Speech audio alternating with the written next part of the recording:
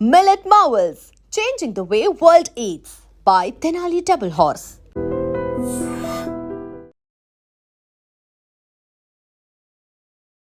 Hi hello నమస్తే welcome back to iDream media.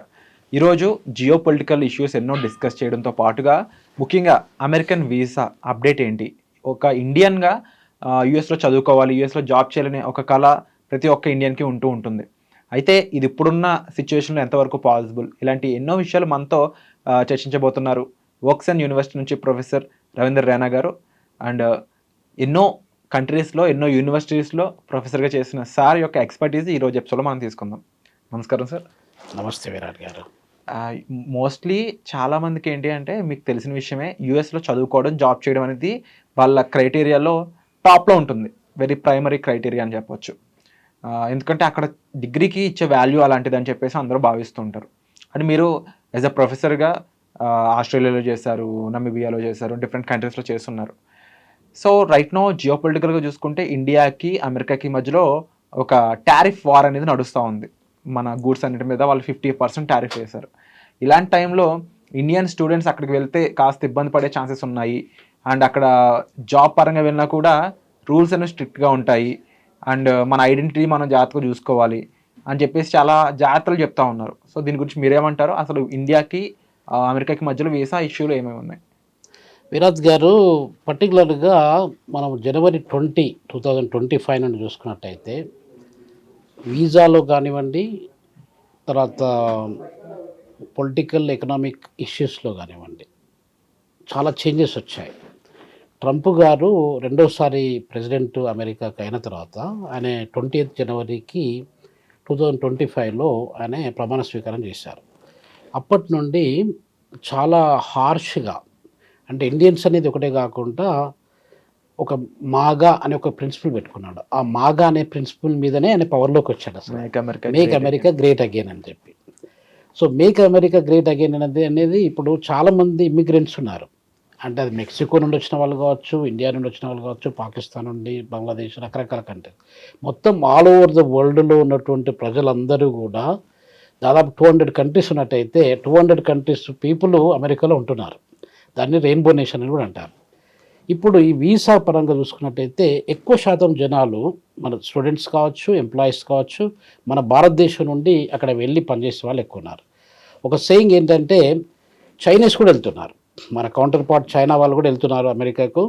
Chinese వాళ్ళు ఎక్కువ శాతము అక్కడ చదువులు పూర్తి చేసుకొని చైనాకు వచ్చి చైనాని డెవలప్ చేస్తున్నారు. భారతీయుల స్టూడెంట్స్ ఏం చేస్తున్నారంటే అక్కడికి వెళ్తున్నారు, అక్కడే చదువు కంప్లీట్ చేసుకుంటున్నారు, అక్కడే ఉండడానికి ప్రయత్నం చేస్తూ ఉన్నారు. అలా వండుకుంటూ అక్కడే ఉద్యోగాలు చేసుకుంటూ అమెరికాను డెవలప్ చేస్తున్నారు. సో అది డిఫరెంట్ జరుగుతుందన్నమాట. ఇప్పుడు మీరు అడిగిన ప్రశ్నకు విరాట్ గారు, ఈ గత 6 to 7 months నుండి మనకి ఎలాంటి చేంజెస్ వచ్చాయి వీసా పరంగా. కొంతమంది lakhs of students every year మన భారతదేశం నుండి అమెరికాలో చదువుకోవడానికి వెళ్తున్నారు. ఎందుకు వెళ్తున్నారు అనేది ఒక క్వశ్చన్. అమెరికా అనేది ప్రపంచంలో అతిపెద్ద ఆర్థిక వ్యవస్థ. అది దేశం పరంగా చూసినట్టయితే, ఏరియా సైజ్ పరంగా చూసుకున్నట్టయితే అది దాదాపు అరౌండ్ 9.8 million square kilometers ఉంది. దాదాపు 3rd largest కంట్రీ కింద వస్తుంది అది నార్త్ అమెరికా. ఎకానమీ పరంగా చూసుకున్నట్టయితే అది 1st largest economy in the old world, around $30 trillion worth of economy. So కాబట్టి గ్రీనర్ ఫ్రాక్చర్స్ కొరకు మన దగ్గర ఉన్నటువంటి విద్యార్థులందరూ ఐఐటీలు, ఐఐఎంలు చదువుకున్న వాళ్ళు కూడా అక్కడికి వెళ్తున్నారు. ఇప్పుడు సుందర్ పిచాయ్ కానీ, సత్యనారాయణల కానీ అట్లా తీసుకున్నట్టయితే చాలామంది సీఈఓలు, మల్టీనేషనల్ కంపెనీలో పనిచేసే సీఈఓలు కూడా మన దేశం నుండి వెళ్ళి అక్కడ పనిచేసిన వాళ్ళే, చదువుకోవడానికి వెళ్ళారు, అక్కడే ఉండిపోయారు.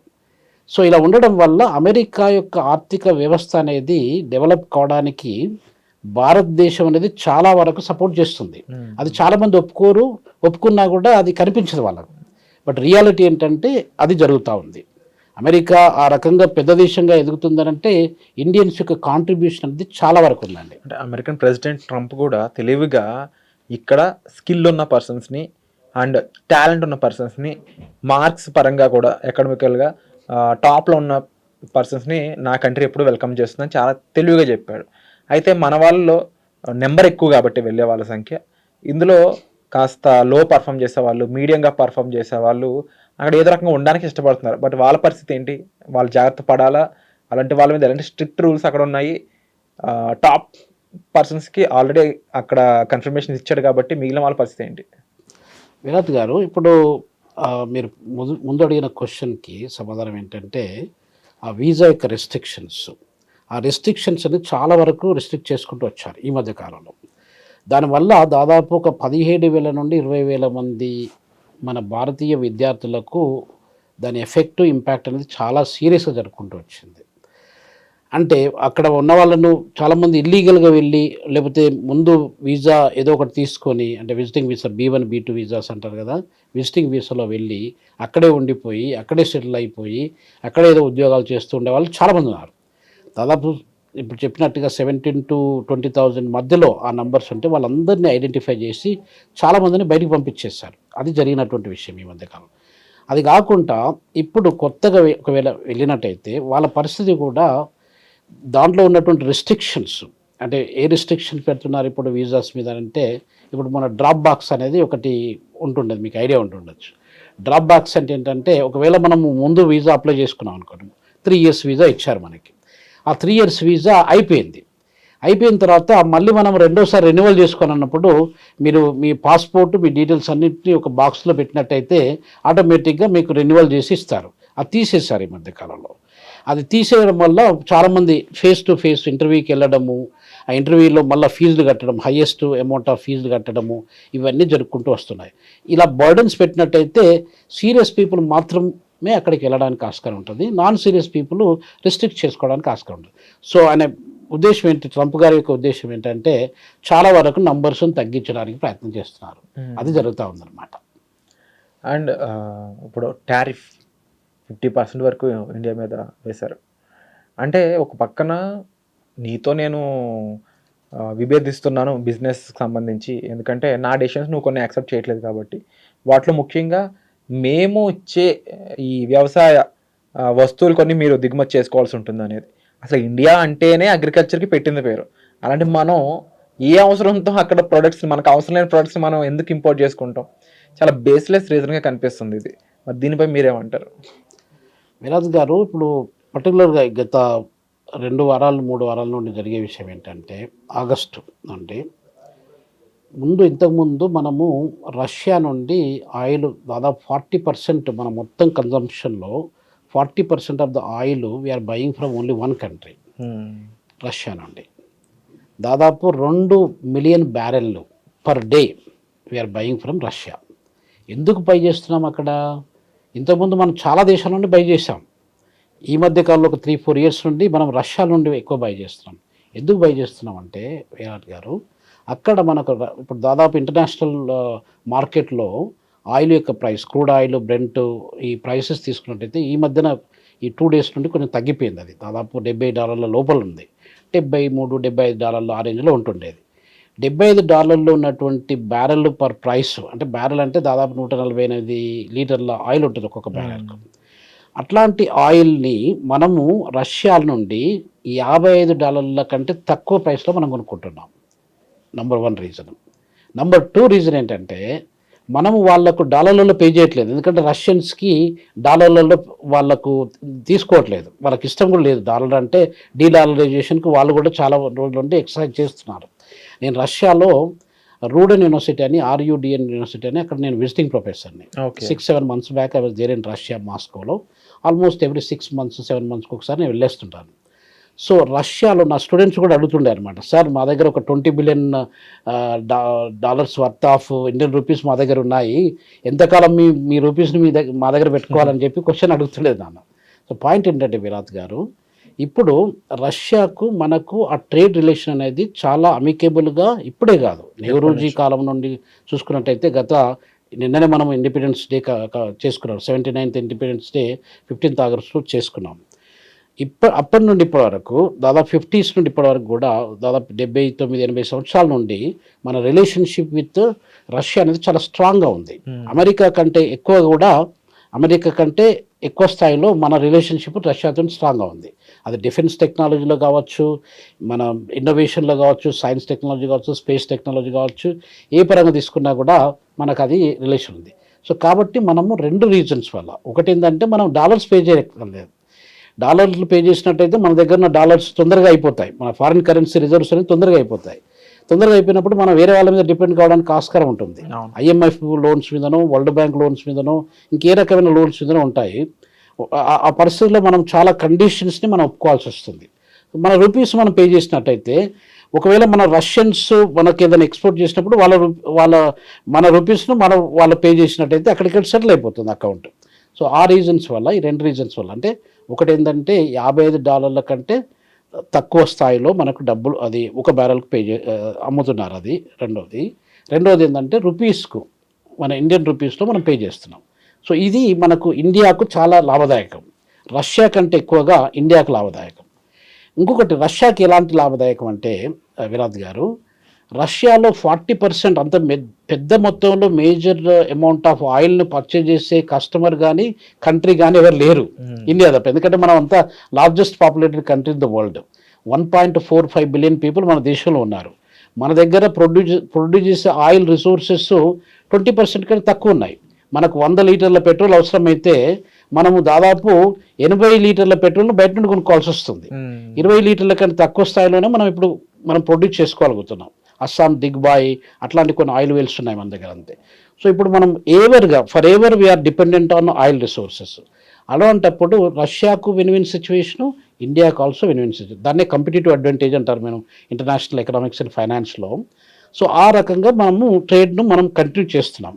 దాంతో దాదాపు ఒక $20 బిలియన్ పైన మనం సేవ్ చేయాల్సి వచ్చింది, అంటే ఆ ట్రేడ్ చేయడం వల్ల రష్యాతోని. అది అమెరికాకు నచ్చట్లేదు. అమెరికాకు నచ్చక మీ అందరం కూడా, అంటే ఇప్పుడు Russia, China, India, south Africa, Brazil, ఈ 5 కంట్రీస్తో పాటు ఇంకొక 5 కంట్రీస్ మొన్న జాయిన్ అయ్యాయి. ఇవన్నీ బ్రిక్స్ కంట్రీస్ అంటారు, Brazil, Russia, India, China, south Africa. ఇవన్నీ ఒక బ్లాక్, ఎకనామిక్ బ్లాక్. వాళ్ళు స్ట్రాంగ్ అయిపోతున్నారు అనమాట. ఆ స్ట్రాంగ్ అయినప్పుడు అమెరికాకు కొంచెం షేక్ అయిపోతుంది. అంటే మేము ప్రపంచంలో అతి ఎక్కువగా ఉన్నటువంటి అతి పెద్ద ఆర్థిక వ్యవస్థ మేము అయినప్పుడు ఈ బ్రిక్స్ ఫార్మేషన్ వచ్చేసి మమ్మల్ని ఎక్కడ తొక్కిపడేస్తుందో, మా యొక్క ఇమేజ్, మా యొక్క డామినెన్స్ ఎక్కడ పడిపోతుందో అన్న భయంతో ట్రంప్ గారు ఇవన్నీ రిస్ట్రిక్షన్స్ పెట్టుకుంటూ వస్తున్నారు. కాకపోతే మన ఇండియాను ఎక్కువ టార్గెట్ చేస్తారు అతను. ఇండియాను 25% టారిఫ్స్ అనేది కూడా చాలా ఎక్కువ టారిఫ్స్. అసలు యాక్చువల్గా 5 to 10 as a professor of economics 5 to 10% tariffs, 15% tariffs అది కామన్గా ఎక్కడైనా ఏ కంట్రీ అయినా ఇంపోజ్ చేస్తుంది. 25% పోయి ఇప్పుడు 50% టారిఫ్ను అంటున్నారు. సో 50% టారిఫ్స్ పెట్టినట్టయితే మన ఆర్థిక వ్యవస్థ మీద కనీసం 2% జీడిపి అనేది దెబ్బపడడానికి ఆస్కారం ఉంటుంది.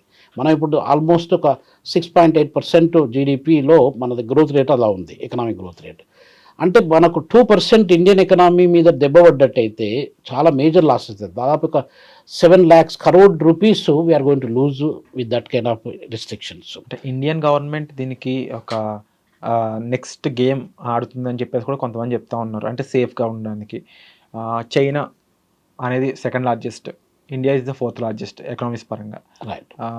సో ఇవి 2 కలవడం అనేది చరిత్రలో చాలా కొత్త అధ్యాయం అని చెప్తా ఉన్నారు. అండ్ 5 ఏళ్ల క్రితం ఏదైతే ట్రేడ్స్ అనేవి క్లోజ్ చేస్తారో ప్రాపర్గా తిరిగి ఆ ట్రేడ్స్ అన్ని మళ్ళీ ఓపెన్ చేయడం ఇండియా, చైనా మధ్య, ఇది మనకి ఏమైనా బూస్టప్ ఇచ్చే ఛాన్స్ ఉందా ఒకటి? అండ్ మరీ ముఖ్యంగా ఇప్పుడు బ్రిక్స్ కంట్రీస్ ఇలా చేస్తున్న టైంలో ట్రంప్ ఇంకా నెగిటివ్గా చేసే పనులు ఏమేమి ఉంటాయి?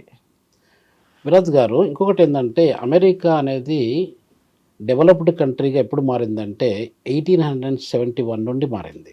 అంటే 1871 నుండి ఇప్పటి వరకు దాదాపు 153 సంవత్సరాల పాటు ఒక కంట్రీనే ప్రపంచం మొత్తం మీద ఒక పెద్ద ఆర్థిక వ్యవస్థగా ఉండిపోయింది. ఏంటంటే అమెరికా ఒకటే. దానికంటే ముందు చైనా, ఇండియా 2 దాదాపు 1800 సంవత్సరాల పాటు, మీరు ఫస్ట్ సెంచరీ ఏడీని తీసుకొని 18th century మనకు బ్రిటిషర్స్ మన దేశాన్ని ఆక్రమించే కంటే ముందు పెద్ద ఆర్థిక వ్యవస్థ ప్రపంచంలో ఏంటి అంటే ఇండియా. అది చాలామందికి తెలియదు ఈ విషయం. ఇండియా ఇప్పుడు అమెరికా అనేది మొత్తం ప్రపంచ ఆర్థిక వ్యవస్థలో 30% కాంట్రిబ్యూట్ చేస్తే మనం ఒకప్పుడు 40% మనం కాంట్రిబ్యూట్ చేసేవాళ్ళం. 40% నుండి 28%కి వచ్చినాము, 28 నుండి 25%కి వచ్చినాం. అప్పుడు మనం 25% ప్రపంచ ఆర్థిక వ్యవస్థకు మనం కాంట్రిబ్యూట్ చేస్తున్న సమయంలో చైనా 22%, 23% వాళ్ళు అంటే వాళ్ళు they were the 2nd largest, we are the 1st largest యాక్చువల్గా. సో ఆ పొజిషన్స్ మన ఈ చైనాకు ఇండియాకు ముందు నుండి ఉన్నాయి, 1800 సంవత్సరాల పాటు ఉన్నాయి. అప్పుడు మనము 25% కాంట్రిబ్యూట్ చేస్తున్న సమయంలో అమెరికా అనేది 1.8% మాత్రమే కాంట్రిబ్యూట్ చేస్తుంది ప్రపంచ ఆర్థిక వ్యవస్థ మొత్తం మీద. యూకే, మన కలోనియల్ మాస్టర్ యూకే కూడా 1.4, 1.5%, అంటే ఇద్దరు కలిపి కూడా దాదాపు 3.5% కూడా 3% కూడా కాంట్రిబ్యూట్ చేసేవాళ్ళు కాదు. సో ఈ పరిస్థితిని మనం అంతా కంప్లీట్గా చేంజ్ చేశారు వాళ్ళు. ఇండస్ట్రియల్ రెవల్యూషన్ జరగడం ఒకటి, కాలనైజేషన్ ప్రాసెస్ మన దగ్గర స్టార్ట్ కావడం ఒకటి, డిఫరెంట్ రీజన్స్ వల్ల మన పరిస్థితి పోయి ఇప్పుడు మనం 4% కాంట్రిబ్యూట్ చేస్తున్నాం. మీరు అన్నట్టుగా మనం 4th largest economy in the world. మొన్ననే అసలు యాక్చువల్గా 5th లార్జెస్ట్ ఉంటుండేది. జపాన్ పొజిషన్ అనేది అది 5th వచ్చింది, మనం 4th వచ్చేసినాము. మనం ఇంకా 3rd రావడం, జర్మనీకి మనకు పెద్దగా తేడా లేదు.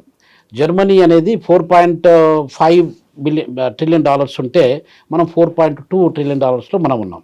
వాళ్ళకు మనకు ఒక 300 మిలియన్లు, అంతే 300 బిలియన్లు ఆ రేంజ్లోనే ఉన్నాం మనం. సో కాబట్టి we can kick out Germany in the coming near future. మన ఎస్టిమేషన్ ఏంటంటే 2030 లోపల మనం we will become 3rd largest economy అనేది ఒక ఎస్టిమేషన్ అనమాట, ఒక ఆబ్జెక్టివ్ మనకి. సో ఇది జరుపుకుంటూ వస్తుంది. అంటే ఇప్పుడు మీరు అడిగిన ప్రశ్నకు విరాట్ గారు, ప్రపంచంలో ఉన్న ఆర్థిక వ్యవస్థల్లో మనము we are the dominant economy for very long period of time. ఇప్పుడు వచ్చినట్టు చేంజ్ కాదు. ఈ కలోనియల్ వ్యవస్థ రావడం ఒకటి, ఈ దాదాపు మన బ్రిటిష్ వాళ్ళు 250-300 సంవత్సరాల పాటు మనల్ని రూల్ చేయడం ఒకటి, మన దగ్గర ఉన్న రిసోర్సెస్ని కొల్లగొట్టుకొని అది లండన్కు తీసుకెళ్ళి లండను యూకేని డెవలప్ చేయడము, ఇవి జరిగింది. కాబట్టి మన యొక్క ఆర్థిక వ్యవస్థ రికవర్ కావడానికి దాదాపు 79 సంవత్సరాలు పట్టింది.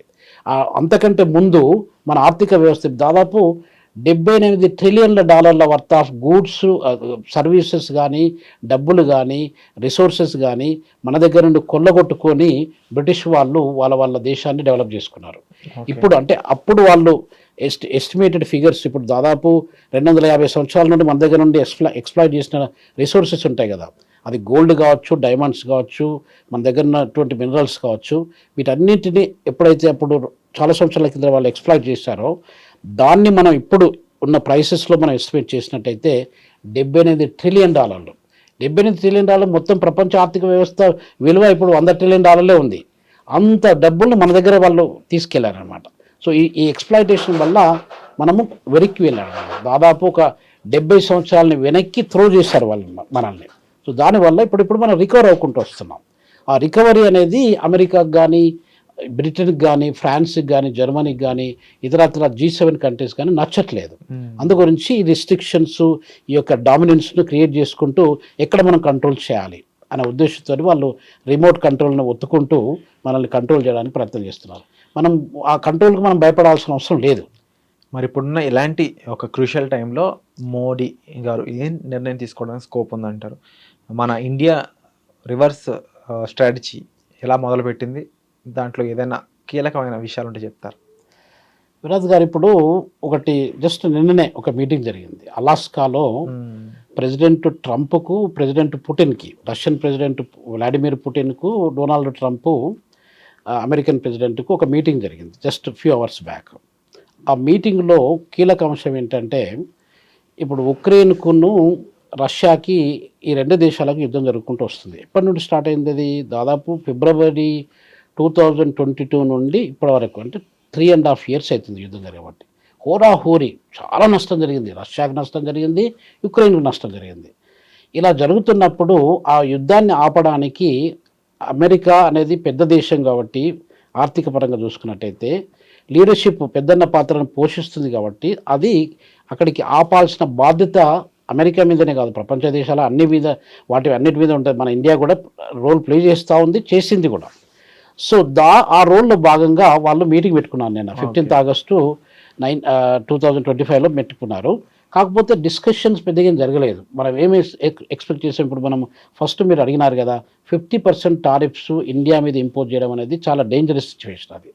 అది చాలా వాళ్ళకు డిస్ట్రక్షన్ జరుగుతుంది, మనకు కూడా, మన ఎకానమీ కూడా డిస్ట్రక్షన్ జరుగుతుంది. సో అది it's not at all inevitable kind of ఆ టారిఫ్స్ అనేది మంచి గేమ్ కాదు అది.